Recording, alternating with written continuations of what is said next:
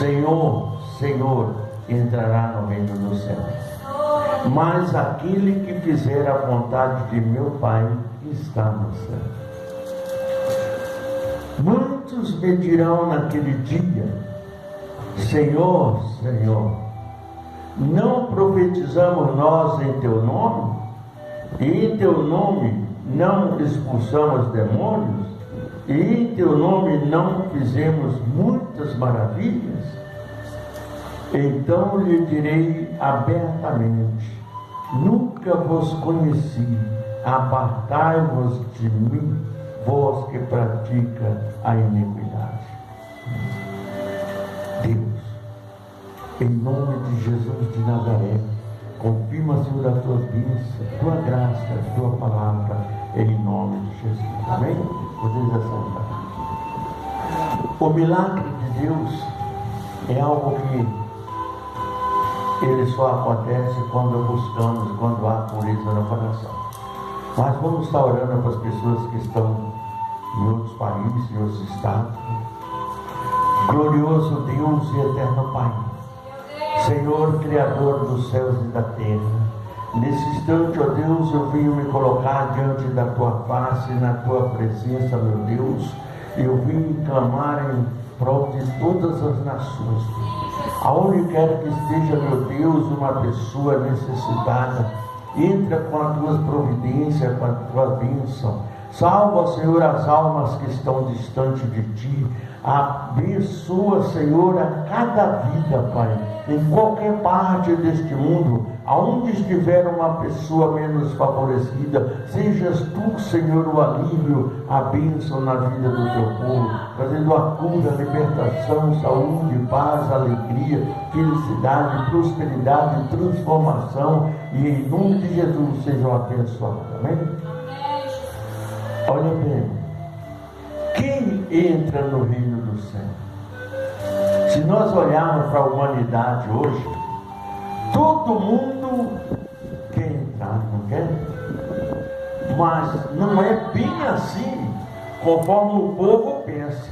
Às vezes a pessoa fala assim: ah, mas eu já me batizei, eu já aceitei Jesus, eu já tive, né, a minha vida está no altar. Mas olha bem, mas como é o seu dia a dia? Como é a sua vida diante do Senhor? Porque às vezes nós podemos esconder de tudo quanto é coisa, menos do Senhor. Amém? Porque Deus, Ele é fiel. Aqui, quando reuniram diante de Jesus, Jesus disse: nem todos que diz Senhor, Senhor, entrarão no reino dos céus, mas aquele que faz a vontade de meu Pai. Aí a gente pergunta: quem está fazendo isso? Porque não adianta nós cumprir um mandamento e omitir o outro. Então é necessário que a gente examine a cada dia o nosso viver, a nossa maneira de agir. Se agimos errado, a Bíblia diz que nós temos Jesus como nosso advogado para nos perdoar, para interceder diante de Deus, para nos perdoar. Mas só que tem um detalhe: nunca podemos deixar de buscar e pedir para que Deus possa nos abençoar. Então ele disse: mas todo aquele que fizer a vontade de meu Pai que está no céu. Muitos me dirão, olha bem, o povo chega diante de Jesus, muito vai estar na presença de Deus neste último dia, e muitos dirão: Senhor, mas em seu nome nós não curamos, nós não expulsamos demônios, não operamos maravilhas em seu nome? Isso só não basta e não traga, não garante a nossa entrada no reino dos céus, porque o que nós fizemos porque nós aprendemos a fazer? Não. Deus contribuiu conosco porque aquela pessoa estava necessitada. Então Deus atendeu. Mas isso não significa que a pessoa vai entrar na glória do Senhor por isso, né? Por operar maravilhas, por curar enfermo, por muitas coisas assim. Então, por operar milagres, isso não nos garante a nossa salvação, mas sim fazer a vontade de Deus. E a vontade de Deus é qual? Qual é a vontade de Deus? É que nenhum de nós se perca. Deus não tem prazer na morte do ímpio, quanto mais na do justo. Quando uma pessoa ímpia, ela falece, ela não chegou a Deus, Deus entristece com isso, porque Deus não colocou aquela pessoa, aquele ser humano na face da terra para se perder. Mas muitas das vezes nós não buscamos a nossa própria salvação, o nosso próprio alento diante de Deus. Então o que acontece? Termina complicando toda a nossa vida. Mas eu me batizei, eu entrei pelas águas, eu estou pronto para subir para o céu. Será que já? Ainda não.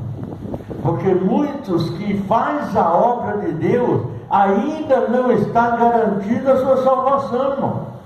Porque ele pode perder a salvação de uma hora para outra. Ele pode num momento de vacilo na vida dele, Jesus voltar e ele está despreparado para sorrir, e ele não esteja fazendo a vontade de Deus. Aí a pessoa fala: mas a vontade de Deus é que eu faça, que eu prego, que eu curo, que eu liberto. Não, não é só isso. É amar a Deus sobre todas as coisas e o próximo como a si mesmo. Então ele disse assim: apartai-vos de mim, vós que praticam a iniquidade. Olha bem, porque não vos conheço, disse Deus. Mas aquele sujeito, olha, foi lá, curou, libertou, fez tudo o que era para fazer, mas não alcançou a salvação, porque ali, naquele momento, ele saiu da presença de Deus. Ele fez a obra do Senhor, mas não viveu o que deveria viver. Depois que ele saiu dali, ele praticou iniquidade, ele fez aquilo que não agrada a Deus e terminou complicando a situação de uma vez por todas. Então o que nós precisamos fazer? Examinai o homem a si mesmo, diz a palavra de Deus, porque Jesus virá numa hora que ninguém sabe, né? Mas às vezes nós comportamos, muitas vezes, indicar as pessoas, existe dois alicerces, duas coisas para fazer. O versículo 24 diz os dois alicerces: todo aquele, pois, que escuta esta minha palavra e as pratica, assemelhar-o ao homem prudente que edifica sua casa sobre a rocha. E desce a chuva, e corre o rio, e assopra o vento, e combate aquela casa, e não caiu, porque está alicerçada sobre a rocha. Então, quando nós examinamos as nossas falhas e não praticamos iniquidade, então nós somos comparados como uma casa bem feita, bem aprofundada, alicerçada na rocha. Então vem qualquer tipo de tempestade, mas você vai estar de pé, você vai estar confiando, você vai estar presente. Por quê? Porque você está alicerçado. Mas qual é o alicerce que nós temos hoje? É a palavra do Senhor. Ele disse muito claro aqui, na minha palavra, porque se nós estivermos assim, alicerçado, nós pode vir a tempestade que vir, você balança, mas não cai. Se você souber, irmão, um prédio, não sei se muitas pessoas percebem isso, um prédio, quando ele é construído, ele move assim, ele balança, entendeu? Se ele estiver bem profundo, bem aprumado, ele balança. Se ele estiver um pouquinho torto, ele corre o risco até de cair. Por quê? Porque ele pesa para o lado só e não volta. Quando ele está bem aprumado, bem alicerçado em cima da rocha, ele fica assim, e ele, conforme o vento forte, ele balança, ele vai e volta, porque está bem aprumado, bem alicerçado, e aí não há perigo. Se você mora num prédio, esse prédio ele não tem esse movimento, cuidado, ele não está perfeito, porque alguma coisa está errada, amém? Principalmente prédio grande, que passa de 10 andares para cima, você pode perceber esse movimento dele. Às vezes no dia a dia é muito simples, muito pequeno, mas ele tem o seu movimento. Se ele não fizer esse movimento, ele corre perigo. Assim é aquele homem, aquela mulher que está alicerçada na palavra de Deus. Pode vir a tempestade, pode vir o vento, pode vir o que for, mas ela não vai cair, ela não vai perder a sua salvação, porque ela está alicerçada na palavra do Senhor. Quando nós colocamos a palavra de Deus dentro do nosso coração, ela passa a nos corrigir, a nos guiar, a nos passar de local para local. Então a gente tem que estar sempre atento naquilo que você está fazendo, né? Examinai a palavra que ela de mim testifica, diz o Senhor. Por quê? Porque é a palavra de Deus que nos conduz à glória do Senhor, né? Deus ele vai nos salvar se nós realmente observarmos a sua palavra. Se nós não vivermos a palavra do Senhor, não há salvação para aqueles que não vivem a palavra de Deus, porque é ela que nos conduz, e é através dela que nós recebemos tudo o que Deus tem para nos dar. Então é necessário que nós olhamos para Deus, olhamos para a nossa vida, examinai a nossa situação, como está, porque ele diz aqui no versículo seguinte, ele diz: aquele que ouve esta minha palavra e não os cumpre, comparado ao homem insensato que edificou a sua casa sobre a areia, e desceu a chuva, e correu o rio, e soprou o vento, e combateu aquela casa, e caiu, e foi grande a sua queda. Olha bem, irmão, quando o homem cai na presença de Deus, a queda dele é grande. Por quê? Não é porque ele simplesmente caiu, é porque ele perdeu o seu direito de viver na glória do Senhor. Ele perdeu a salvação de uma vez por todas. Então é necessário que nós olhamos para a palavra, examinamos ela e nos enquadramos dentro da palavra. Às vezes, eu sei que é muito difícil a pessoa viver 24 horas por dia examinando isso, mas nós temos momentos de lucidez, momentos de tempo que nós podemos examinar, nós podemos avaliar tudo o que eu fiz durante o dia. Por exemplo, eu vou dormir. Que hora você vai dormir? 9 horas, 10 horas? Antes de você dormir, faz uma análise na sua vida, naquele dia, como foi o seu dia diante de Deus, diante da sociedade, diante do seu trabalho, diante de tudo que você está vivendo, né? Examina aonde você às vezes errou, aonde você falhou em alguma coisa. Aí é tempo de nós estar nos corrigindo diante de Deus para alcançarmos e termos uma noite tranquila e coberta pela mão do Senhor, amém?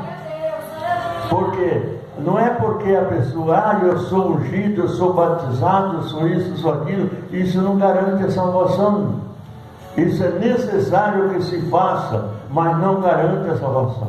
O que vai garantir a nossa salvação é a nossa maneira de como nós vivemos diante de Deus e da palavra. A única coisa que nos conduz a Deus, irmão, é a palavra. Não é homem, não é mulher, não é ninguém. A única coisa que nos conduz a Deus é a palavra. Aqueles que ouvem essa palavra e obedecem, então ele é renovado, ele é reforçado, ele é cuidado por Deus, e ali não tem perigo.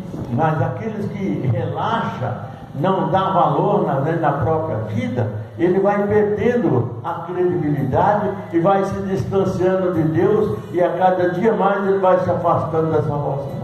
Quando menos espera, vem a morte e ele está despreparado. Porque olha bem, ninguém sabe o dia que vai morrer. Não é verdade? Às vezes a pessoa vê uma pessoa doente, aquele cara está morrendo, de repente Jesus cura ele. E aquele que está bom, você nem espera, quando está vendo, ele morre de repente. Isso acontece porque ninguém sabe o dia nem a hora. Está doente, ele vai morrer, mas não morreu, né? Mas aquele que estava tão bom, estava vendendo saúde aí, morreu. Não é assim que acontece muitas vezes?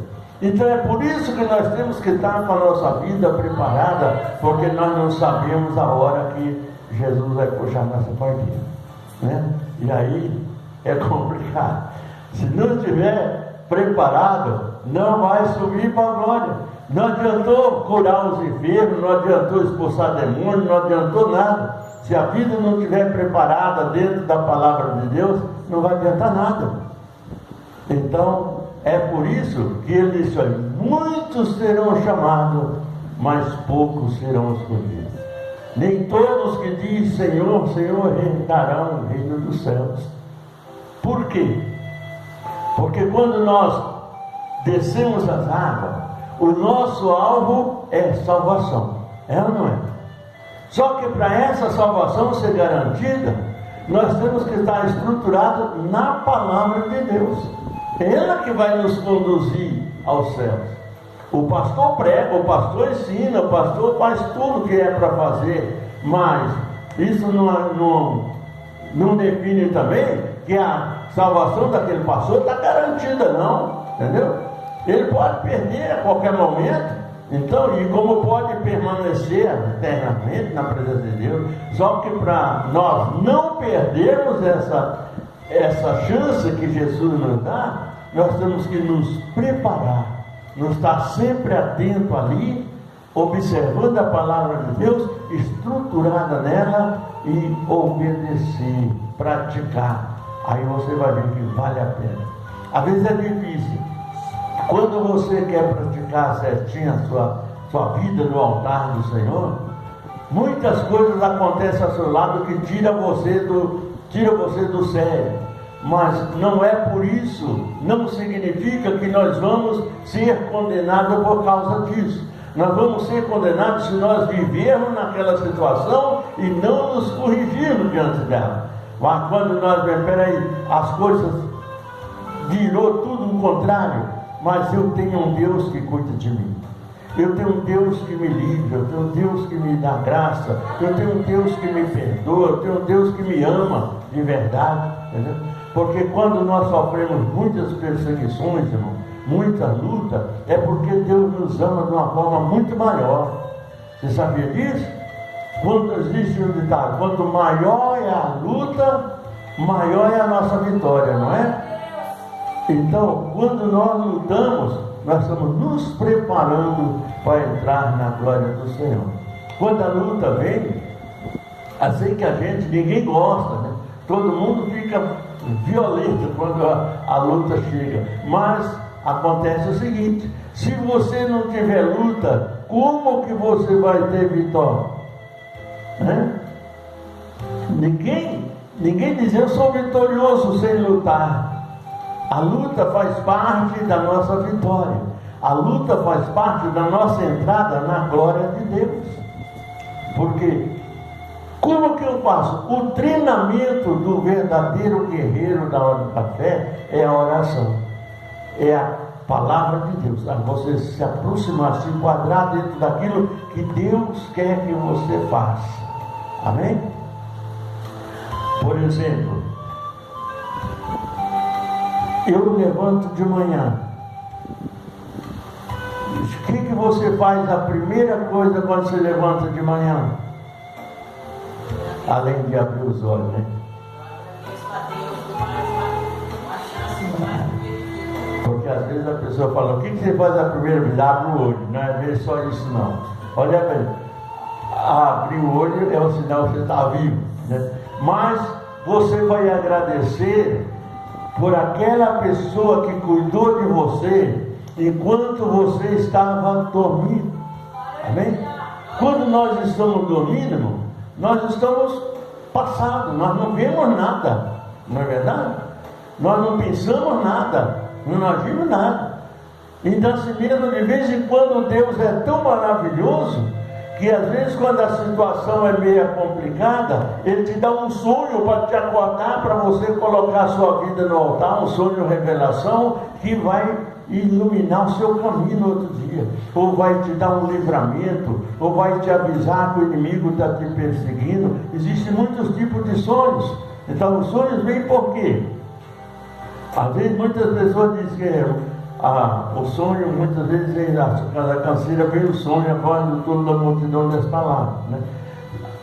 A gente não pode colocar nada sobre a nossa cabeça e ficar encabulado com aquilo, porque aquilo que você vive o dia a dia, você pode levar para o seu leito para dormir, e assim você fica sonhando. Mas quando você está tranquilo, você tem a sua vida enquadrada na palavra do Senhor, isso não acontece. Não tem canseira que faz você sonhar, não.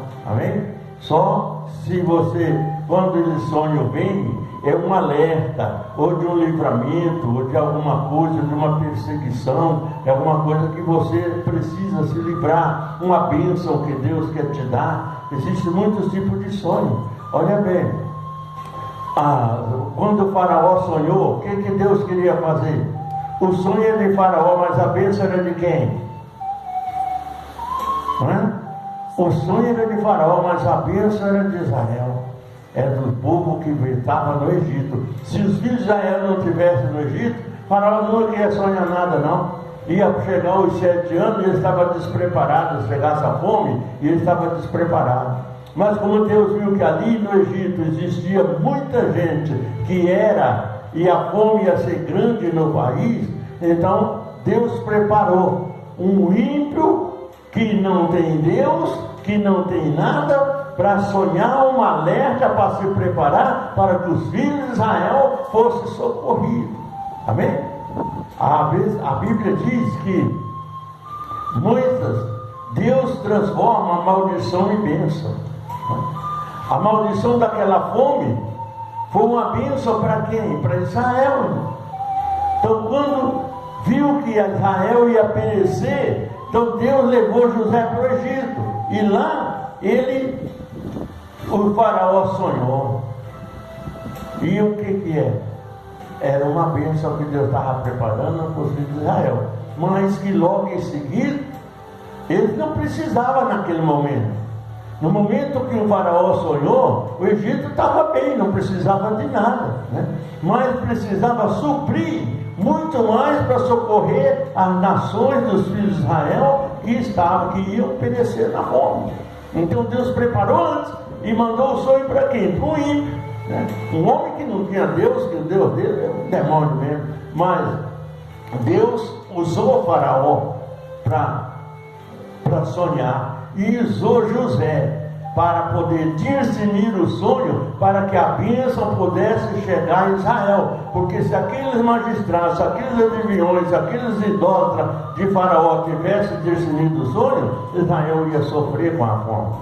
Porém, tinha que ser um hebreu, tinha que ser um dos filhos de Israel, que pudesse discernir para que a esperança dos filhos de Israel fosse completa e Deus abençoasse todas as nações, né?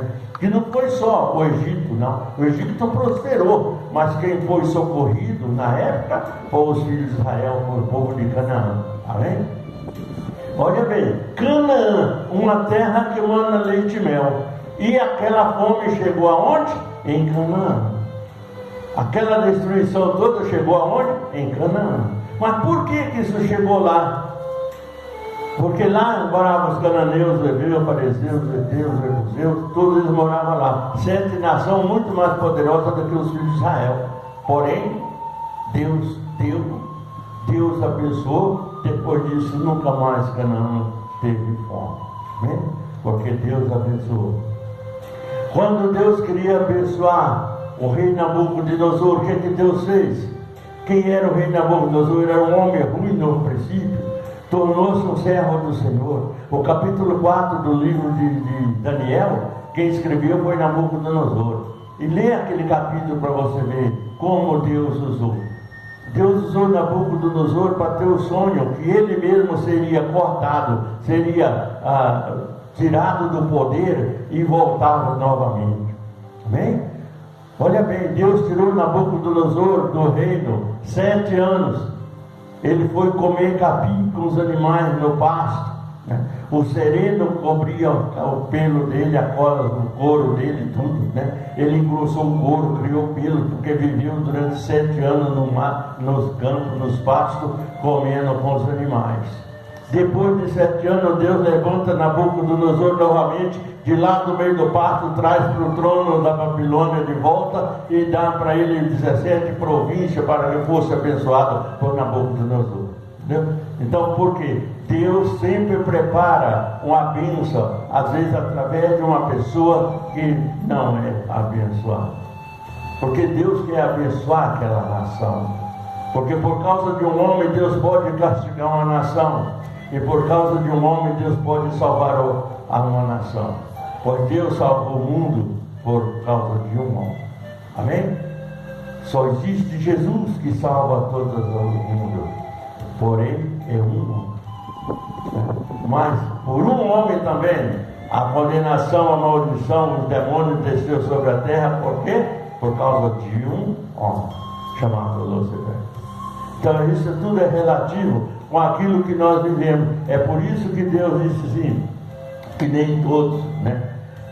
Nem todos que dizem Senhor, Senhor entrarão no reino dos céus. Porque é simplesmente para aqueles que fazem e obedecem a palavra do Senhor. Digam amém? Digam graças a Deus.